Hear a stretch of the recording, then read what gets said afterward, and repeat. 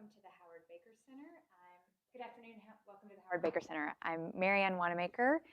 It's my great pleasure to welcome you to today's Baker Cafe. My guest is Robert Kelchen, who is a professor of higher education and head of the Education Leadership and Policy Studies Department here at the University of Tennessee. He's new to UT, so we're welcoming him to campus in some ways in this conversation. And I'll have to say, I'm going to tell you a little bit more about Robert in a minute, but I'll have to say that when I found out that he was coming to UT on Twitter, and I had to share with my good friend Celeste Carruthers, who also works in education, and I sent her a text and said, "Is this for real?" Just stunned that UT had managed to recruit him. So it's really our great fortune to have him here. Robert was previously at Seton Hall University. He has a PhD in Educational Policy Studies from the University of Wisconsin-Madison. He studies higher education finance. And so that includes things like accountability policies, student financial aid. He has a book entitled Higher Education Accountability, which was published in 2018. And he has a blog, which I can highly recommend, called Kelchen on Education. And in that blog, he's good because he keeps it updated. I think most academics have a blog that they updated in 2016 and then left to die. So Robert's blog is active. It includes a lot of information about what's going on in the policy world around higher education. He even posted, I think, his reading list for his PhD courses in that blog. So lots of good information there. He is, you can find him on Twitter. You can find him on Twitter at @rkelchen, and he is often quoted in the media, including very frequently in the Chronicle Higher Education. I feel like you must have a mole there somehow who is always calling you. So anyway, lots of ways to find Robert online. And then I want to say one other thing, which is that he also serves as data editor for a college ranking. Tell me which one again? Yeah, I do the Washington Monthly College Rankings. They asked me to start doing it when I was a grad student a decade ago, and I've just kept doing it. So you did it as a grad student? Yeah. Okay, well, I was going to say that if we have to have college rankings, you want someone like Robert in charge. Now that I know you started that as a grad student, I'm not sure what to think. But in any case, I think what a great service. I think we can all, as academics or students even, if you're tuning in, I think we have our frustrations with college rankings. So knowing somebody like Robert is at the helm, I think is probably a really good thing. Today's conversation, we're going to talk a lot about the future of higher ed, what's going on in terms of enrollment, what's going on in terms of funding, thinking about the effects of COVID, but also really with an eye towards the future. So I want to start, Robert, by letting you kind of give us a lay of the land here. What's going on with college going nationwide and in the state of Tennessee? And I mean students going to college, students staying in college. Do we see more dropouts? What's happening? Nationwide, the college going rate is down considerably over the last really about 8 years or so. And that gets at the economics of going to college. That when the economy is stronger, people tend to look for other options. And we thought that during the start of the pandemic, enrollment would spike in fall of 2020 because we expected a deep recession. Instead, we did not get a deep recession.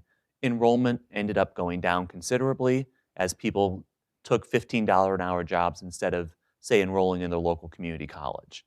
There's also a demographic trend going on, especially in the Northeast and Midwest, where the number of high school graduates is dropping sharply, and there's really no end in sight to that. Here in the South, we're more protected against that, and a pretty high rate of in-migration is also helping. But nationwide, we're really seeing a story right now of the haves and the have-nots, that the 100 or so wealthiest private colleges and the big flagship state universities are doing tremendously well, while the smaller regional institutions, community colleges, and a lot of the for-profit sector has been down considerably in enrollment, both before the pandemic and then during and as we get into hopefully the final stages of it, enrollment continues to be pressured. So why the difference between those two classes of institutions? Why is one doing so well and the other not? The wealthy privates have a lot of money. They can recruit students, get basically whoever they want. They also have large endowments, and their endowments have done spectacularly well during this whole pandemic, that they saw single year gains of 30, 40, 50%. And they're really, frankly, they're running out of ways to spend their money, which is hard to believe. Now, for the flagship publics, I think it's part driven by they are better resourced than a lot of other public institutions, but it's also where students are looking to go right now. They're looking to go to bigger institutions, and also for places like University of Tennessee, Knoxville, we have a lot of students looking to come from out of state. And that's something that a lot of the big Southern flagships have been doing. They've done a great job opening up pipelines to the Northeast and Midwest, getting students to come down, pay out of state tuition, and really drive up overall enrollment. So while many colleges are struggling to make their enrollment numbers, make their revenue numbers, eh, we're bursting at the seams here. We, we are definitely bursting at the seams. So do you expect then going forward that institutions like your more wealthy private institutions and institutions like the University of Tennessee will grow at accelerated paces? In other words, should I expect Harvard and Stanford to accept more students in the future? Should I expect UT to accept more students in the future? What's the constraint on their growth? Really mission. Mission with a side of what will local communities allow. The Berkeley case. Yeah, the Berkeley case where the locals didn't want anyone else to build there, and they tried to curb enrollment. That ended up not working. The state stepped in and said, you can go ahead and do this. And for the really wealthy private liberal arts colleges or the Ivies, they could double their enrollment easily. They could afford all the fancy facilities for it. But by and large, they're not really that interested. They're happy where they are, and they'd just be happier getting more and more selective. For the big flagship public universities, I think they're more open to growth, but then it's a negotiation with the legislature and with the rest of the state's higher ed system. That if we decide to grow by 30%, we could probably do that. But would it come at the expense of the other universities in the UT system? Or would it come at the expense also of some of the small private colleges in the state? Yeah, that's a delicate Yes. balance there for sure. Interesting. So I think I know the answer to this question, but I want to ask you anyway. Someone asked me the other day, yeah, I see that there's a big drop off in people going to college. And as you pointed out, it's counter-cyclical, right? When the economy is booming, then we tend to see enrollment in college and in graduate programs decline because the labor market is so good. And so someone asked the other day, yeah, but will those people eventually come back and go to college? I'm pretty sure the answer to that question is no in general, but I'd love to hear your response. I think quite a few of them will go back for something at some point. We saw that during the Great Recession, when enrollment among 25-year-old and older spiked because people didn't really have any other options, that they needed additional training, and higher ed was their best option. But it really does take a big shift to push people in mass to come back to college. But will the rate be as high overall for that cohort? Probably not. I see. So a recession in the future that limits job market possibilities may push a bunch of people into college, but it won't be the same as if they had followed a sort of a traditional path at the beginning. Yes. Is that correct to say? Okay, good. Interesting. I have a friend who owns Great Clips franchises, and so she always says, I really need a recession. I don't know if you know, but Great Clips is the thing that really booms in a recession. And so she said, we've been 12 long years without a recession, really need one. So it's a weird thing to hope for a recession. And yet from higher ed's perspective, it's obviously a good thing. Yeah, and in a place like Great Clips, they have a hard time finding people to cut hair. Yeah, yes, she needs a recession both for the customers, I think, and for the employees. Good. What about, you talked about the birth rate and that the state of Tennessee doesn't seem to be following the birth rate declines that are apparent in other parts of the country. Is that true across the South in general? And is there any insights about why that would be true? What's different about us? In general, yes, the South is different than the Northeast and the Midwest. It's the population in the South tends to be younger, and we have a lot of in-migration coming from other regions of the country. It's cost of living, and it's also economic opportunity with the helping of it's not freezing cold in March. What's I've been thinking about this recently as we have seen, I think both of us seen the numbers on out-of-state students coming to UT. And of course, I think if you look at those numbers, you would say, that means fewer in-state students who are going to be admitted to the university, right? There's a little bit of displacement going on. What's your story about or thoughts about, what's the benefit of having these out-of-state students here? I know they pay full freight in many cases. That's obviously one benefit. But what are other benefits of having a robust kind of in-migration into the University of Tennessee from other places? Yeah, at a place like UTK where we're okay with growing, it's not such a displacement issue. And I think that's helpful to keep in mind. If we try to keep enrollment, say, at 30,000 students, then it becomes much more of a displacement concern. But if we can maintain in-state enrollment and increase out-of-state, it can bring more people who may end up staying in Tennessee. So that's good for economic development. It can bring diversity. It can also just bring a lot of money in if we're just getting high-income families from the Northeast to come here. But to the extent which that can help finance other things for the university, and it doesn't displace in-state students, it's not necessarily such a bad thing. Yeah, it's kind of flipping that on the head, right? Which is that, well, all these out-of-state students are going to allow the University of Tennessee to grow, but not at the expense of the rest of the University of Tennessee system, which is something we were talking about just a few minutes ago. Yeah, and that's the key. That's the discussion going on in many states. How do they keep all their in-state options available while still allowing the flagship to go out and bring in the students who are looking to come from out of state? It's funny, just in the past 2 weeks, I've had 2 different people that I know who live in other states reach out to me about someone in their network who's coming to UT this fall, one from California, one from Colorado, and just saying, hey, can you just be the person in town that they know, right? Which of course I'm happy to do, but I just think it's so interesting, just totally out of the blue. And that's never happened to me. I've been here 13 years. So it really is a mark of just how extensive I think our network, our geographic network is getting at this point. I want to ask you then some questions about financing. So state budgets, okay, so much like, so Celeste Carruthers, who I mentioned earlier, Celeste and I wrote this, and Larry Kessler and I wrote this piece at the very beginning of the pandemic where we said, oh my gosh, the job market is going to crap and all these students are going to end up in higher ed. And as you pointed out, we were quite wrong about that. So it's not the first time I've been wrong, it won't be the last time. And then another thing that we said as economists, again, right in the first few weeks, first couple of months of the pandemic, we also said state budgets are really going to suffer, right? This pandemic is really going to be make it difficult for states to fund the things that they have committed to in the past, and therefore we should expect higher ed budgets to undergo the same sort of crunch they went through in 2008, which was really damaging, right, for higher ed. That wasn't true, or at least it wasn't true in many states. Can you talk about what's happened to state budgets over the last several years and how that has or has not kind of flowed through to higher ed?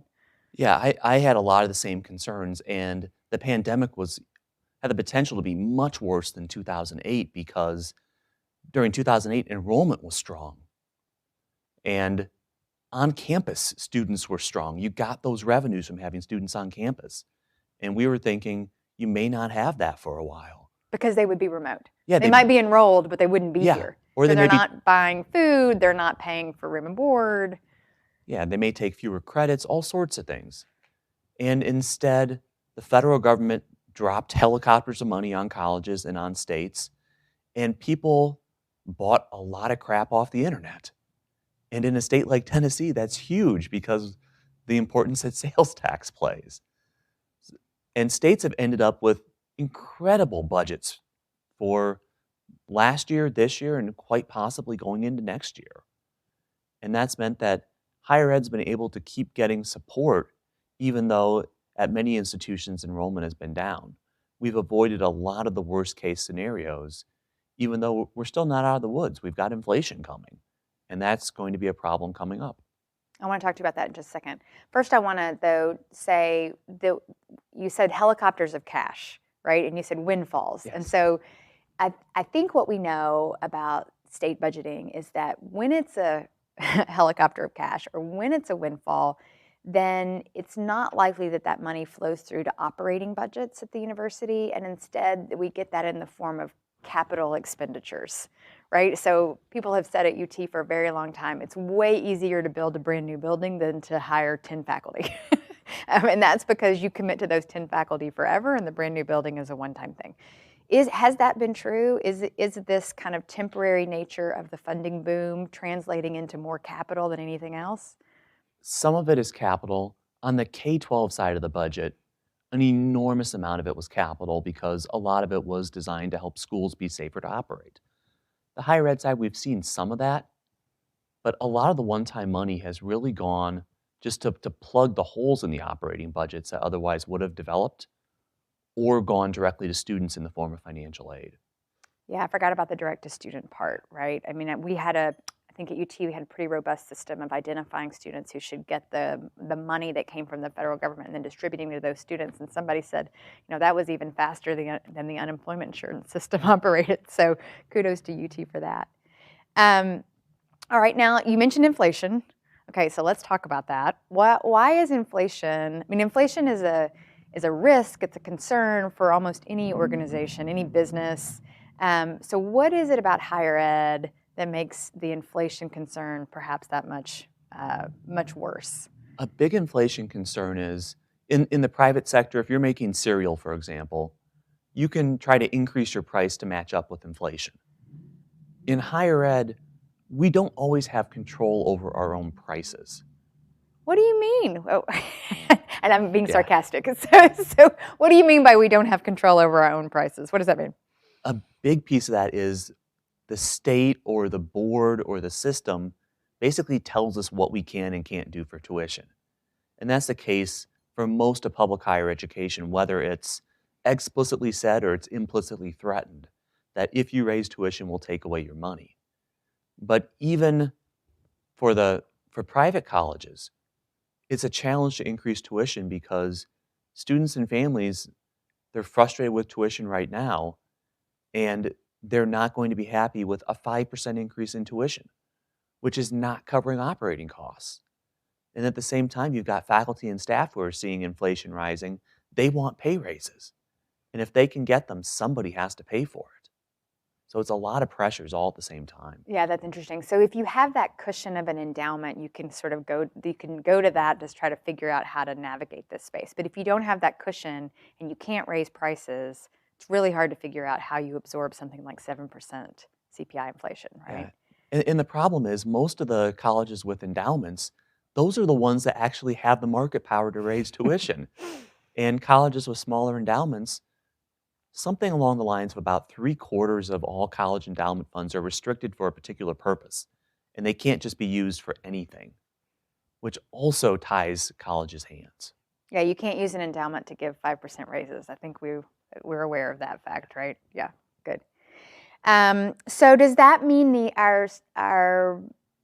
well, let me back up. So it does seem like the sort of awareness or attention to price increases in higher ed is perhaps greater than most any other sector, maybe with the exception of gas, right? So what other prices do we pay attention like we pay attention to higher ed? And so maybe the only thing is the price at the pump. Does that mean that the 0% tuition increase pledges that institutions have made in the past, and I'll have to be honest, of course, UT is one of those institutions, were those 0% pledges short-sighted? Should we never have done that? How do we think about the politics of that?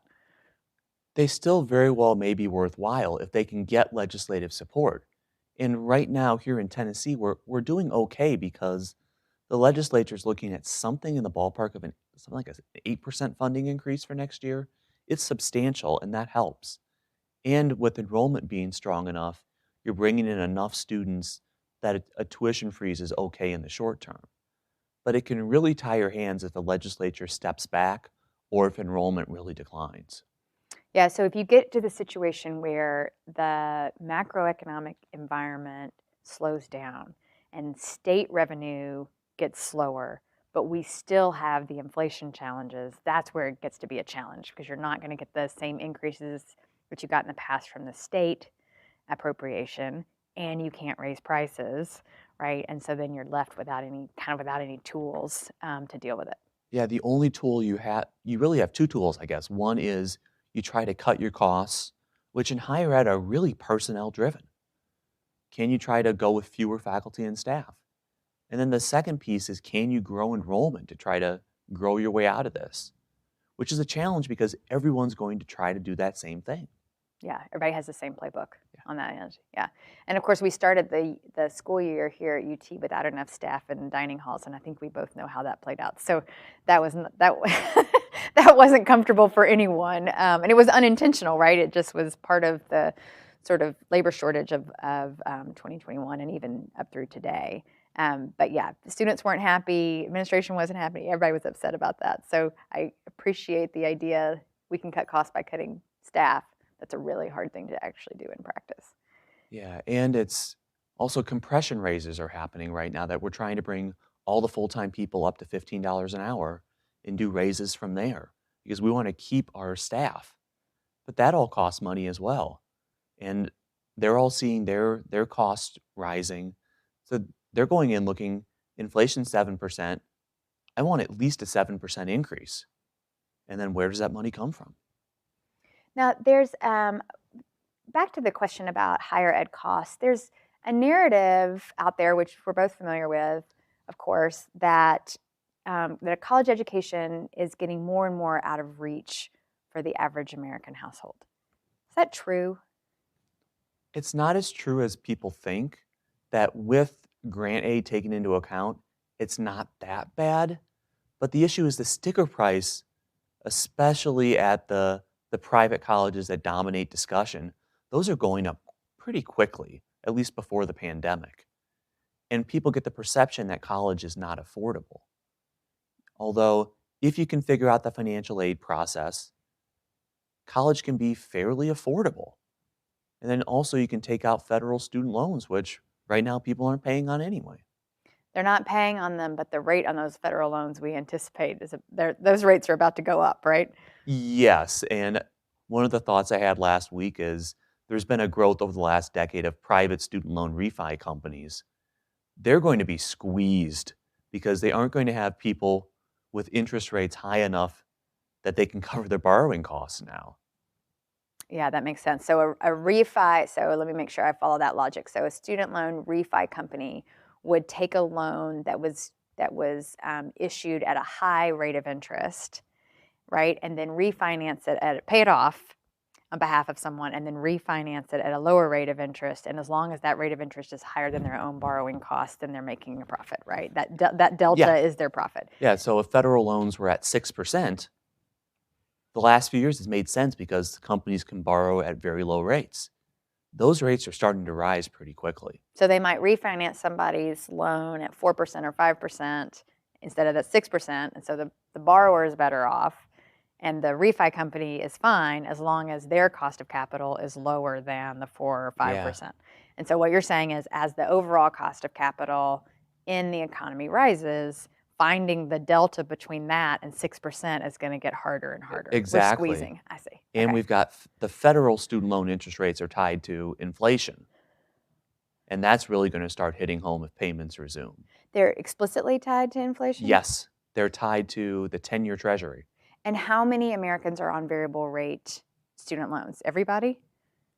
Or are some of these fixed?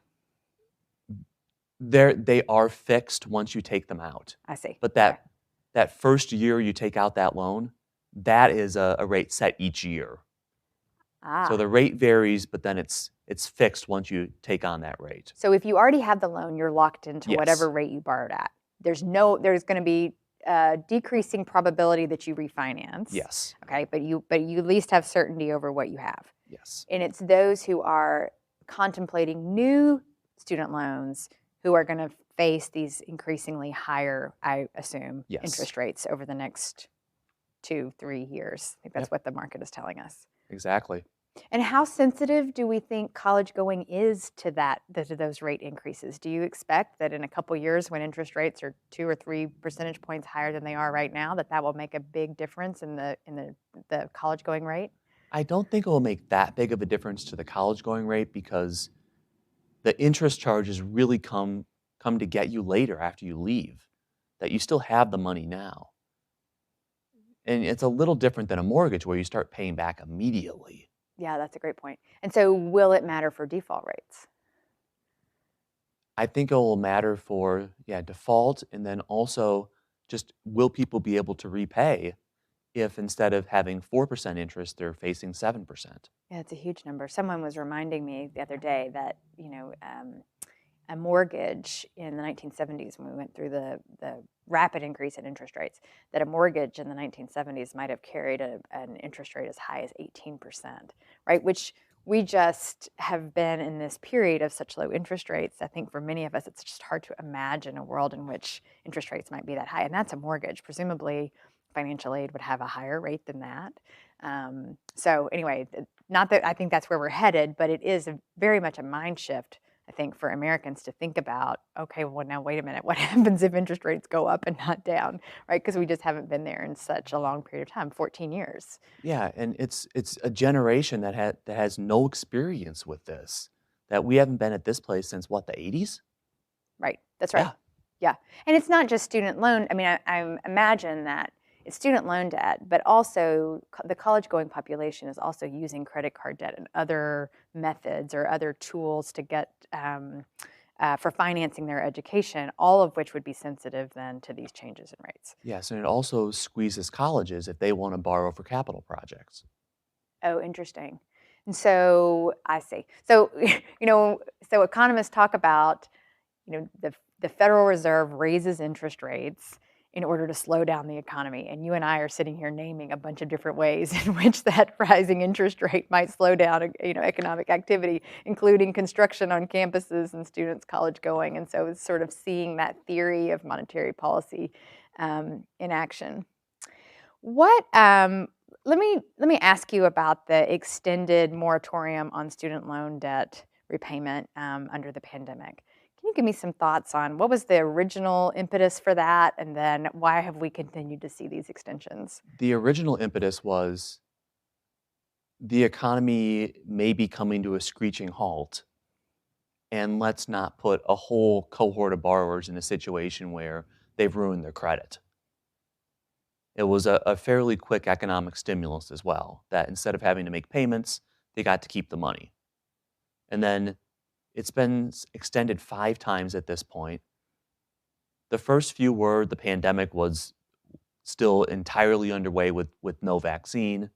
Then we got the vaccine, we still had the pandemic.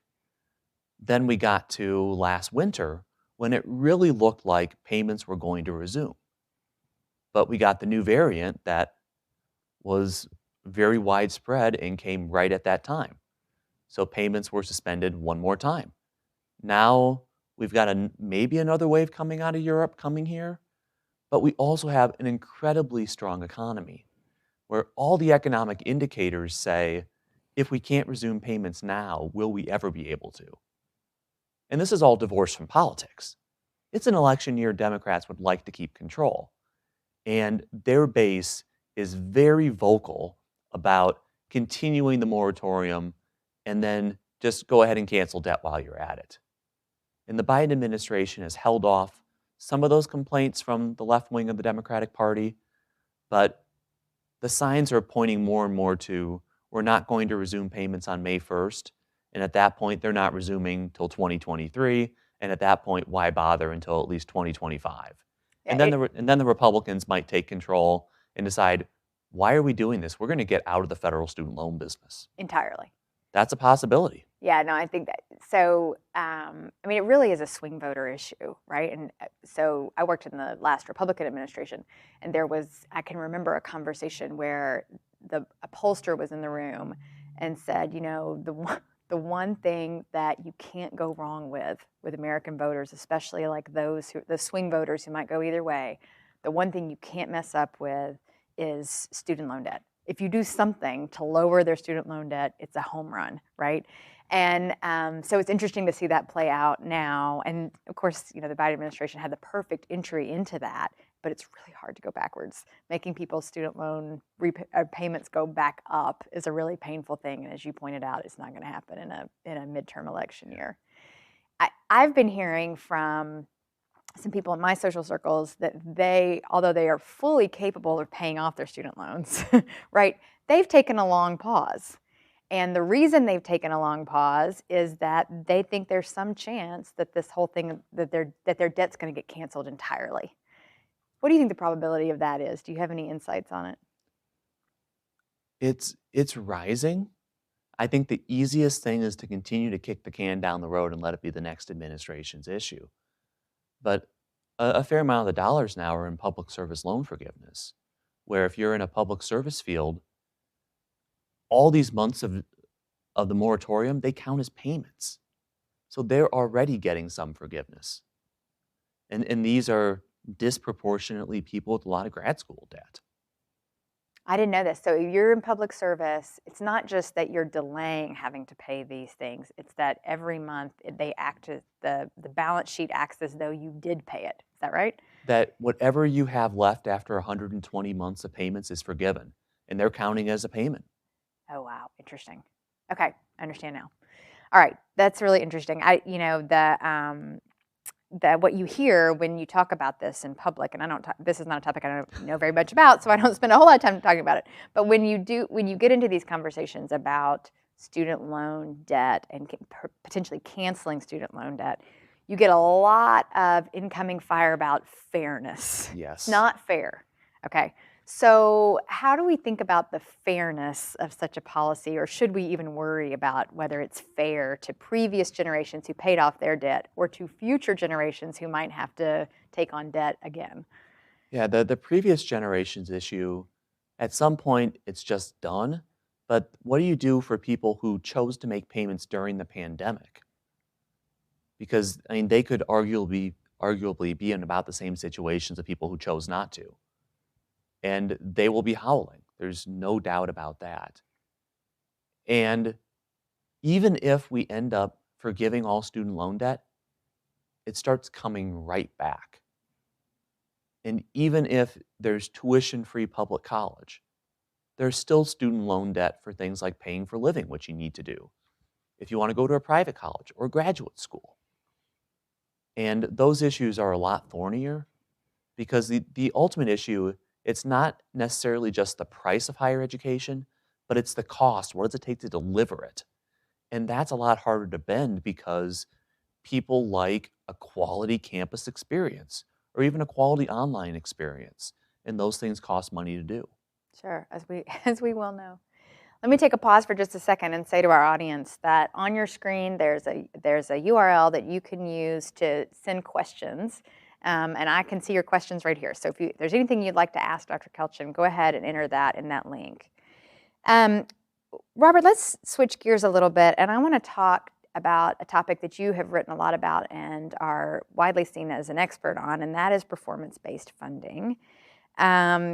Why don't you tell the audience first, what is performance-based funding, okay, and how do we experience that here in the state of Tennessee? Sure, and the rationale for this kind of funding system is the way that higher ed used to be funded is basically whatever you got last year, you get that plus a few percent, or the legislature gives you whatever they think is right based on how much they like your lobbying.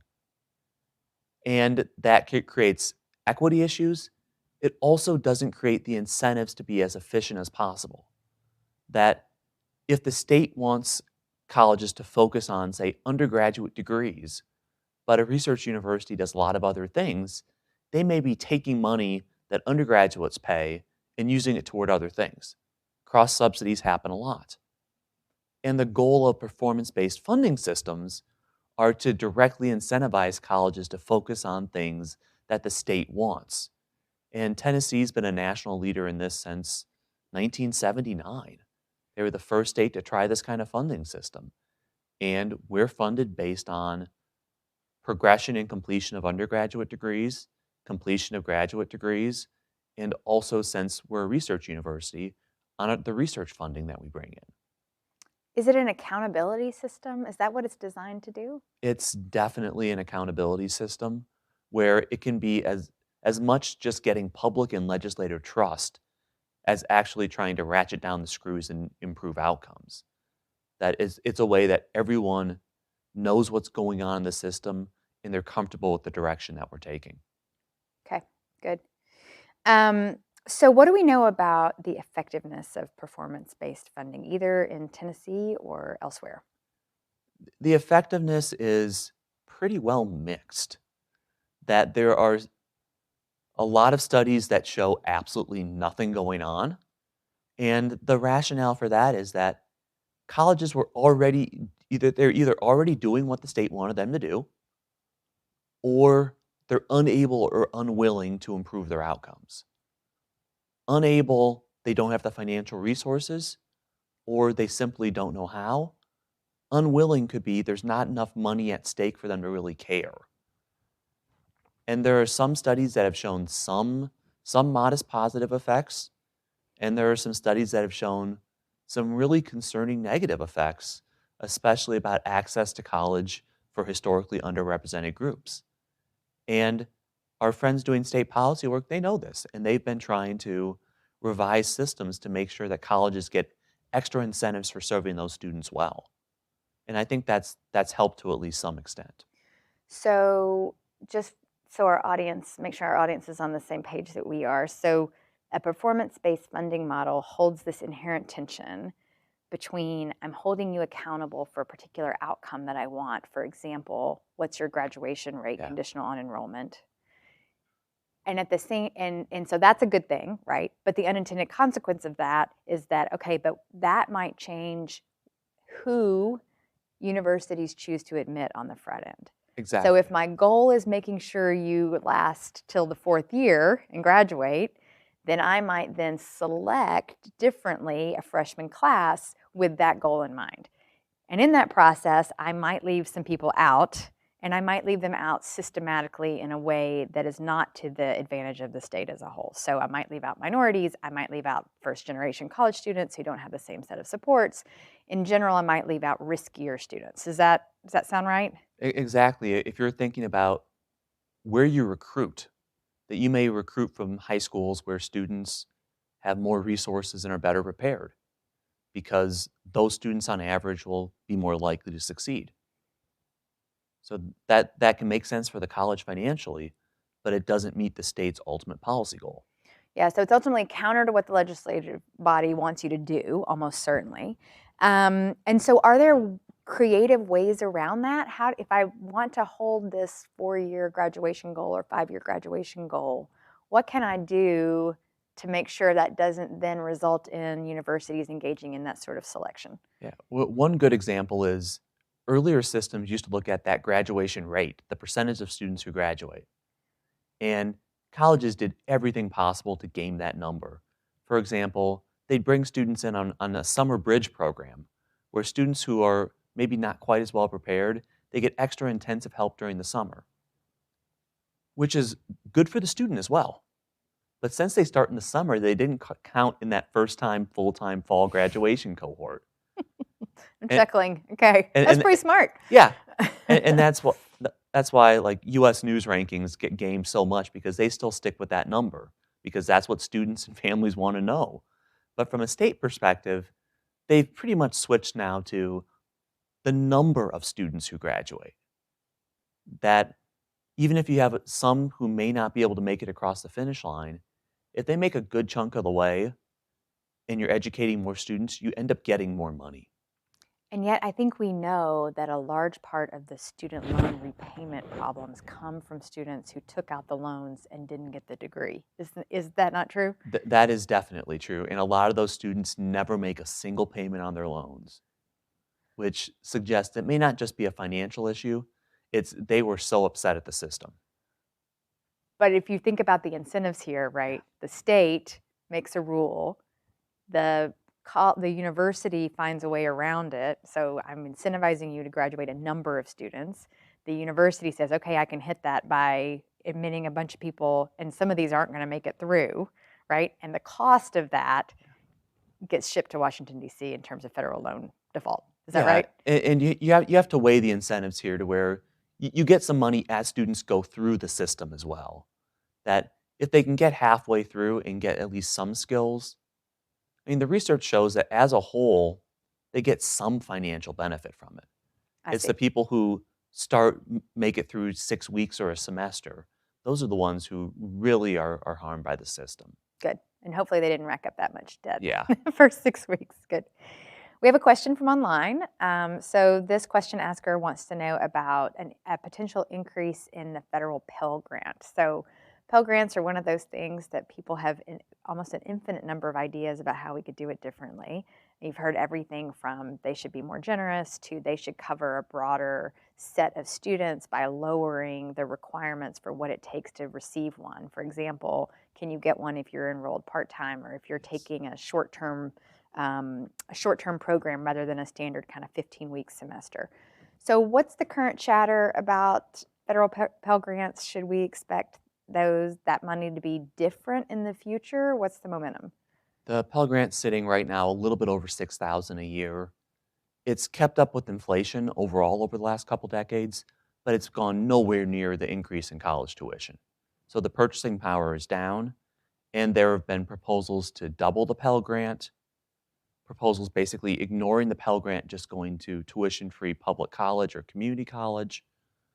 Now it looks like maybe a $400 increase is most likely. And House Democrats have also, I believe the legislation has actually gotten through the House now, where they give an extra $500 to Pell recipients as long as they're not at a for-profit college. And that's a big public policy shift, because the federal government gives you the same amount of money right now, regardless of the college you go to. But this would create a distinction between for-profit and not-for-profit. I don't think that gets through the Senate. I think we're just looking at a $400 increase overall. So lots of talk, but not much going on. Non-for-profits get a really bad rap. For-profits, not non-for-profits. For-profit higher ed institutions get a really bad rap. Is it deserved? It's nowhere near as deserved as it was a decade ago. A lot of the really lousy for-profits have gone out of business. The ITT Techs of the world, for example. And for-profits run the gamut from the University of Phoenix, these big chains, to an incredible number of basically mom and pop, like beauty colleges. And some of those seem to be good, some of those don't seem to be good.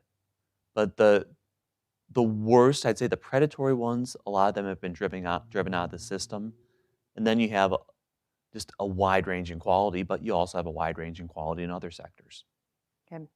All right, those of you online, I'm approaching my last questions. So if you have a question, you'll want to send it in for Dr. Kelchen. And let me say, I did, in full disclosure, I sent our guest a list of questions in advance, and then I've asked almost half of the questions I've asked have been off the list. So he's been very accommodating and very flexible. And so now I'm really going to go off the list, and I want to talk for a minute about transparency. All right. So there was an op-ed in the Wall Street Journal sometime in the last 7 days from an individual who lived in a different state than Tennessee. I think it was Florida, but I'm not 100% sure.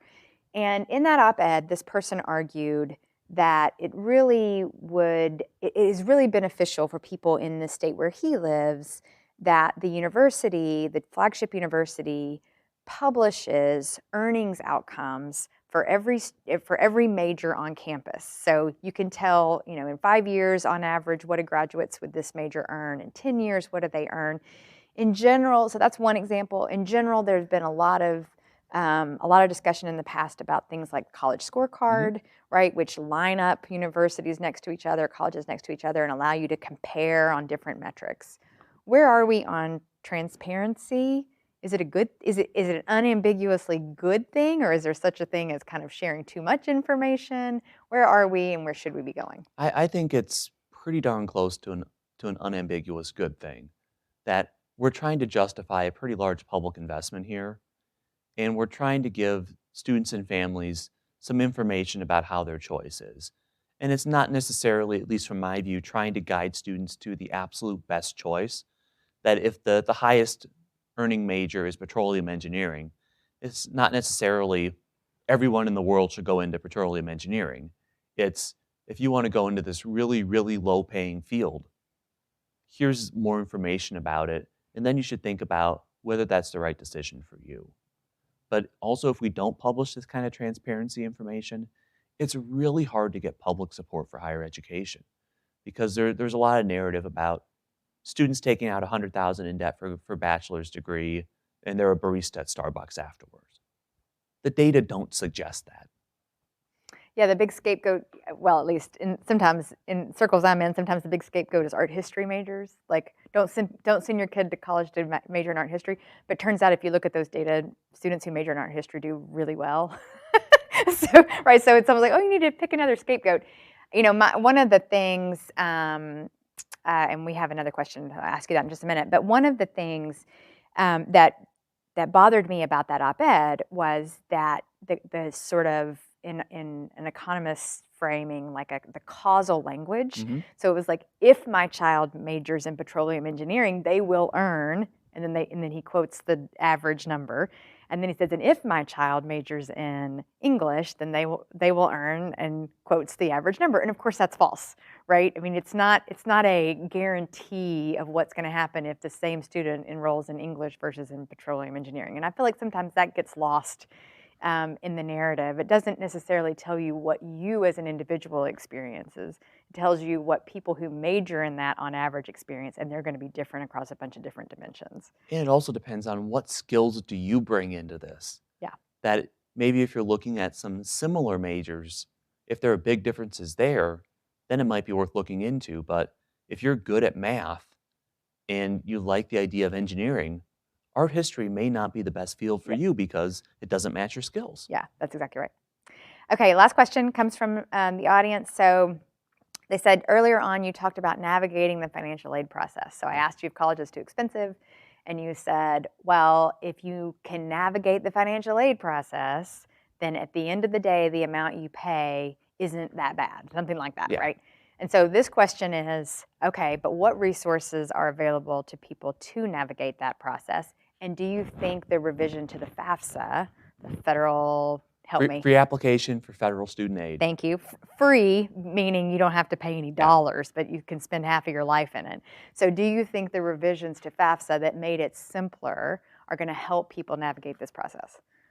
I'll take the second question first. The FAFSA revisions will help some. For the majority of families, it's already a fairly quick process because you can transport over your tax information and fill out most of the form that way.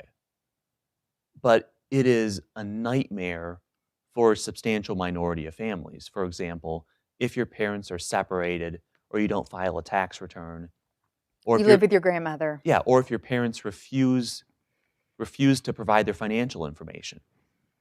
For those people, it's almost impossible. The simplifications don't really address those big issues, but they help on the margins for others, and that's not a bad thing.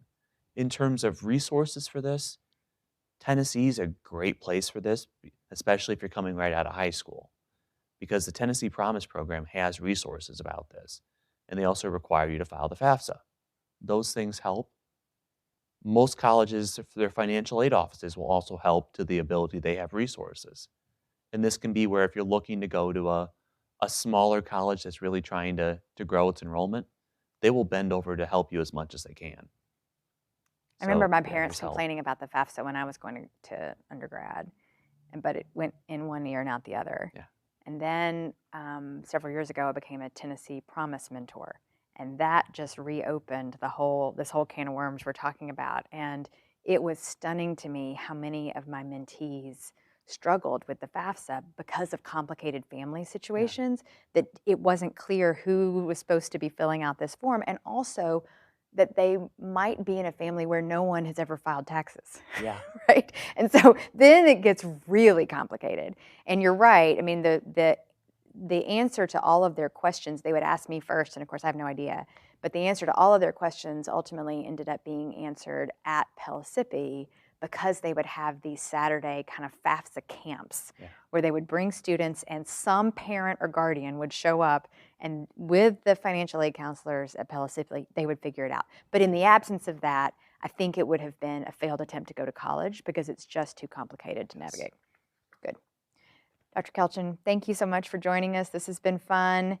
Those of you watching online, this link will stay live, and so you'll be able to watch the program at any point in the future. Thanks for joining us for today's Baker Cafe.